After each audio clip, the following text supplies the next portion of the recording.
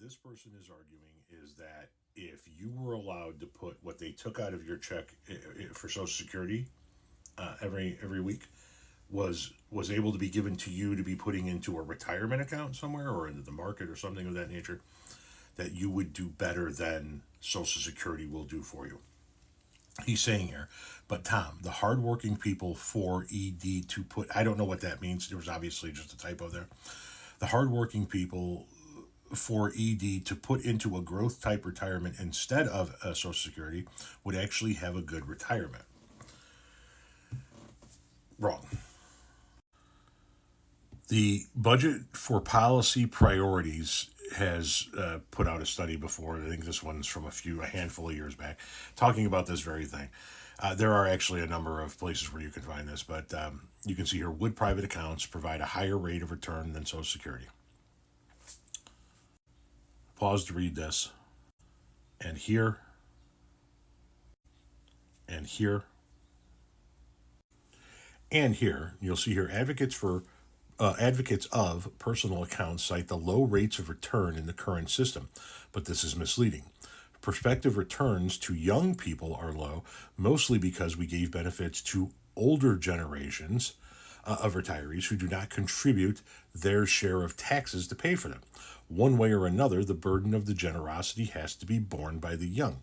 From the perspective of the trust fund, returns look low because the fund's government bonds have paid less than stocks, but the premium on stocks is compensation for risk as gauged by financial markets. Although the ability to hold stocks is a plus, there is no free lunch of assured higher returns. I'll add on to that quote, like there is with Social Security. Pause to read here, and here, and here. I'm doing the pause to read because there's so much to read. It would take 12, 15, 20 minutes of breaking this all down. This way you can absorb it yourself. Pause to read here. Pause to read here as well. You can see at the top it says the bottom line is that private accounts do not raise the rate of return. In fact, they can lower the rate of return if they result in higher administrative costs that eat up a portion of the payroll tax revenues that have been diverted to the private accounts. Pause to read here.